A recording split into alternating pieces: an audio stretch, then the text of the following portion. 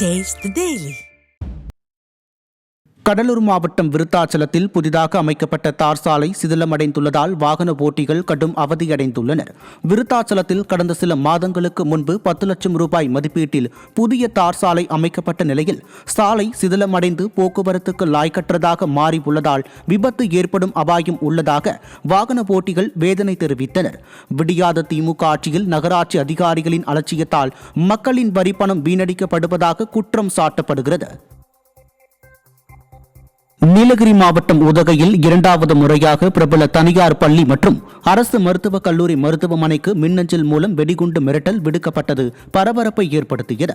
உதகை அரசு தாவரவியல் பூங்கா அருகே உள்ள தனியார் பள்ளிக்கும் காக்காத்தோப்பு பகுதியில் உள்ள அரசு மருத்துவமனைக்கும் வெடிகுண்டு மிரட்டல் விடுக்கப்பட்டதை தொடர்ந்து சோதனை மேற்கொள்ளப்பட்டதில் புரளி என தெரிய வந்தது. விடியாத ஸ்டாலின் மாடல் அரசின் சைபர் கிரைம் போலீசார் மிரட்டல் விடுத்தவரை பிடிக்க முடியாமல் திணறுவதாக பொதுமக்கள் குற்றம் சாட்டினர். திருவள்ளூர் மாவட்டம் ஆரணி அருகே பச்சிளம் குழந்தை உயிரிழந்த நிலையில் மருத்துவமனைக்கு சீல் வைக்கப்பட்டது. மல்லியம்குப்பம் கிராமத்தைச் சேர்ந்த புவனேஸ்வரி பிரபல தனியார் மருத்துவமனையில் கடந்த 8 மாதங்களாக சிகிச்சை பெற்றும் உடல் உறுப்புகள் குறைபாடுடனும் மூளை வளர்ச்சி இல்லாமலும் பிறந்த பெண் குழந்தை உயிரிழந்தது அதிர்ச்சியை ஏற்படுத்தியது. ஸ்கேன் ரிப்போர்ட்டில் குழந்தை பற்றி தகவல் தெரிந்தும் அதை மறைத்து சிகிச்சை அளித்து வந்ததாக கூறி மருத்துவமனையை முற்றுகையிட்டு உறவினர்கள் உள்ளிருப்பு போராட்டத்தில் ஈடுபட்ட நிலையில் மருத்துவமனைக்கு சீல் வைக்கப்பட்டது. திண்டுக்கல் மாவட்டம் கொடைக்கானல் அருகே பேருந்து நிழற்குடை பராமரிப்பு இன்றி மதுப்பிரியர்களின் கூடாரமாக மாறி வருவதாக அப்பகுதி மக்கள் வேதனை தெரிவித்தனர். தாண்டிக்குடியில் அமைந்துள்ள பேருந்து நிழற்குடை முழுவதும் புதர் செடிகள் ஆக்கிரமித்து உரிய பராமரிப்பு இன்றி மதுப்பிரியர்களின் கூடாரமாக மாறியுள்ளது. மேலும் மழைக்காலங்களில் இங்கு தண்ணீர் தேங்குவதாகவும் இது தொடர்பாக பலமுறை புகார் அளித்தும் விடியாத ஆட்சியில் நடவடிக்கை இல்லை எனவும் மக்கள் குற்றம் சாட்டினர். தூத்துக்குடி சுந்தரபாண்டிய விநாயகர் ஆலய தெப்பக்குளம் பகுதியில் 5 அடிக்கு மேல் பள்ளம் ஏற்பட்டதில் மின்மாற்றிகள் கீழே விழும் அபாயம் ஏற்பட்டது. தெப்பக்குளத்தை சுற்றிய பகுதியை சீரமைப்பதற்காக நீரை வெளியேற்றிய போது சுவரின் அருகே உள்ள கிரானைட் கற்கள் திடீரென உள்ளே சென்று 2 இடங்களில் 5 அடிக்கு மேல் பள்ளம் ஏற்பட்டு மின்மாற்றிகளும் கீழே விழும் அபாய நிலை உருவானதால் மின்சாரம் துண்டிக்கப்பட்டது. விளம்பர நோக்குடன் செயல்படும் நிர்வாகத்திறனற்ற ஸ்டாலின் மாடல் அரசின் மாநகராட்சி நீர் மேலாண்மை வல்லுநர்களின் ஆலோசனையை பின்பற்றாமல் நீரை வெளியேற்றியதே இதற்கு காரணம் என பலரும் குற்றம் சாட்டினர். தருமபுரி மாவட்டம் அரூர் அருகே சேதமடைந்த சாலையை சரி செய்ய கோரி கிராம மக்கள் சாலை மறியல் போராட்டத்தில் ஈடுபட்டனர். கோட்டப்பட்டி கிராமத்தில் இருந்து சிட்லிங் செல்லக்கூடிய சாலையில் ஆங்காங்கே மிகப்பெரிய அளவில் பள்ளங்கள் ஏற்பட்டு தண்ணீர் நிறைந்துள்ளதால் இவ்வழியே செல்லும் பொதுமக்களும் வாகன ஓட்டிகளும் கடும் சிரமத்திற்கு உள்ளாவதாக கூறப்படுகிறது. இதுகுறித்து பலமுறை புகார் அளித்தும் அரசு அதிகாரிகள் நடவடிக்கை எடுக்காததால் ஆத்திரமடைந்த பொதுமக்கள் சாலை மறியலில் ஈடுபட்டனர். பதவியேற்று 4.5 ஆண்டுகளை கடந்தும் மக்களின் அடிப்படை தேவையான சாலை வசதியை கூட திறனற்ற திமுக அரசு ஏற்படுத்தி தரவில்லை என குற்றம் சாட்டினர்.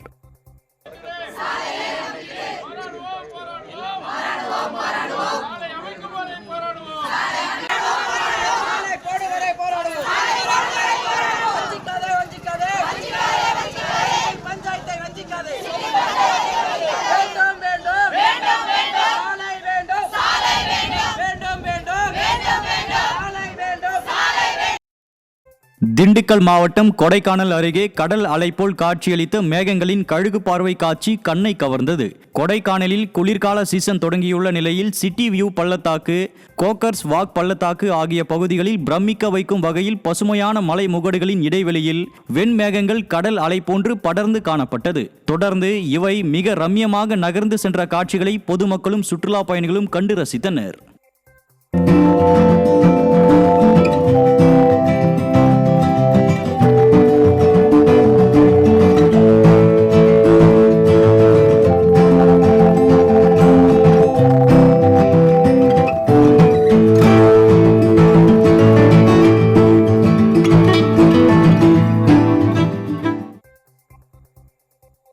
திருவாரூரில் பல்வேறு கோரிக்கைகளை வலியுறுத்தி விவசாயிகள் சாலை மறியல் போராட்டத்தில் ஈடுபட்டதால் போக்குவரத்து பாதிக்கப்பட்டது. திருவாரூர் பைபாஸ் சாலையில் உள்ள மேம்பாலம், ரவுண்டானா மற்றும் மன்னார்குடி கீழ்ப்பாலம் பகுதியில் டிட்வா புயலால் பாதிப்பிற்குள்ளான நெற்பயிர்களுக்கு ஏக்கருக்கு 35,000 ரூபாய் வழங்க வேண்டும், டிஜிட்டல் சர்வே நடைமுறையை கைவிட வேண்டும், மழையால் பாதிக்கப்பட்ட வீடுகளுக்கு நிவாரணம் வழங்க வேண்டும் உள்ளிட்ட கோரிக்கைகளை வலியுறுத்தி விவசாயிகள் போராட்டம் நடத்தியதால் போக்குவரத்து பாதிக்கப்பட்டது. கிருஷ்ணகிரி மாவட்டம் ஓசூர் அருகே இருசக்கர வாகனம் சாலையோர கம்பத்தில் மோதிய விபத்தில் 2 இளைஞர்கள் உயிரிழந்தனர். ஓசூர் அருகே வரகானப்பள்ளி பகுதியில் சரண் மற்றும் தினேஷ் ஆகிய இளைஞர்கள் இருசக்கர வாகனத்தில் சென்றபோது சாலையோர கம்பத்தின் மீது மோதி விபத்திற்குள்ளானது. இதில் சரண் சம்பவ இடத்திலேயே உயிரிழந்த நிலையில் பலத்த காயமடைந்த தினேஷ் சிகிச்சை பலனின்றி மருத்துவமனையில் உயிரிழந்தார். விடியாத அரசின் அதிகாரிகள் சாலையில் விபத்து குறித்த எச்சரிக்கை பலகைகள் வைக்காததால் விபத்தில் உயிரிழப்புகள் அதிகரித்து வருவதாக குற்றம் சாட்டப்படுகிறது. கரூர் மாவட்டம் குளித்தலை அருகே மேட்டு மகாதானபுரம் பகுதியில் காவிரி கூட்டு குடிநீர் திட்ட குழாயில் உடைப்பு ஏற்பட்டு பல லட்சம் லிட்டர் குடிநீர் வீணாகி வெளியேறி பாசன வாய்க்காலில் கலக்கிறது. இதுகுறித்து பலமுறை புகார் அளித்தும் சம்பந்தப்பட்ட துறை அதிகாரிகள் நடவடிக்கை எடுக்காமல் அலட்சியம் காட்டுவதாக பொதுமக்கள் குற்றம் சாட்டினர். எனவே போர்க்கால அடிப்படையில் நடவடிக்கை மேற்கொண்டு உடைப்பை சரி செய்து மக்களின் அடிப்படை தேவையான குடிநீர் வீணாவதை தடுக்க வேண்டும் என நிர்வாக திறனற்ற ஸ்டாலின் அரசின் நிர்வாகத்திற்கு வலியுறுத்தினர். மதுரை மாவட்ட ஆட்சியர் அலுவலகம், மாவட்ட நீதிமன்றம் மற்றும் திருப்பரங்குன்றம் தர்கா ஆகிய 3 இடங்களுக்கு வெடிகுண்டு மிரட்டல் விடுக்கப்பட்டதால் பதற்றமான சூழல் நிலவியது. காவல்துறை கட்டுப்பாட்டு அலுவலகத்திற்கு மின்னஞ்சல் மூலமாக வெடிகுண்டு மிரட்டல் விடுக்கப்பட்ட நிலையில் 3 இடங்களிலும் சோதனை நடத்திய போது மிரட்டல் போலி என்பது தெரிய வந்தது. தமிழ்நாட்டின் முக்கிய இடங்களுக்கு வெடிகுண்டு மிரட்டல்கள் விடுக்கப்படுவது தொடர்கதையாகி உள்ள நிலையில் குற்றவாளிகளை கைது செய்ய இயலாமல் ஸ்டாலின் அரசின் ஏவல் துறை திணறுவதாக பொதுமக்கள் விமர்சித்துள்ளனர். பணி நிரந்தரம் உள்ளிட்ட கோரிக்கைகளை வலியுறுத்தி நாமக்கல் ஆட்சியர் அலுவலக வாயிலில் தமிழ்நாடு எய்ட்ஸ் கட்டுப்பாட்டு அனைத்து ஊழியர்கள் நலச்சங்கம் சார்பில் கவன ஈர்ப்பு ஆர்ப்பாட்டம் நடைபெற்றது. அப்போது திமுகவின் 153வது தேர்தல் வாக்குறுதியான பல்வேறு நிலைகளிலும் பணிபுரியும் தற்காலிக ஊழியர்களை பணி நிரந்தரம் செய்வோம் என்ற வாக்குறுதியை நிறைவேற்றவில்லை என குற்றம் சாட்டப்பட்டது. மேலும் தமிழ்நாடு எய்ட்ஸ் கட்டுப்பாட்டு திட்டத்தின் கீழ் அரசு ஆரம்ப சுகாதார நிலையங்களில் பணிபுரியும் ஊழியர்களுக்கு 10% ஊதிய மாற்றத்தை அமல்படுத்த வேண்டும் உள்ளிட்ட கோரிக்கைகளை வலியுறுத்தி தற்காலிக ஊழியர்கள் விடியாத அரசுக்கு எதிராக கண்டன கோஷம் எழுப்பினர். கிருஷ்ணகிரி மாவட்டம் ஓசூர் அருகே சேட்டலைட் ரிங் ரோடு அமைக்க வெடி வைக்கப்பட்டு கற்கள் சிதறியதில் 5 பேர் படுகாயமடைந்ததை கண்டித்து பெண்கள் ஆர்ப்பாட்டத்தில் ஈடுபட்டனர். சேட்டலைட் ரிங் ரோடு அமைப்பதற்காக நெடுஞ்சாலைத்துறையினர் வைத்த பயங்கர வெடிகள் வெடித்ததில் அருகிலுள்ள கொத்தூர் எனும் கிராமத்தில் 10க்கும் மேற்பட்ட வீடுகளின் மீது கற்கள் விழுந்து சேதமடைந்ததோடு 5 பேர் படுகாயமடைந்தனர். இதனால் ஆத்திரமடைந்த பெண்கள் அதிகாரிகளுடன் வாக்குவாதத்தில் ஈடுபட்டனர். மக்களை பற்றி கவலையின்றி ஆபத்தை விளைவிக்கும் வெடிகளை விடியாத திமுக அரசு பயன்படுத்துவதாக பொதுமக்கள் குற்றம் சாட்டியுள்ளனர்.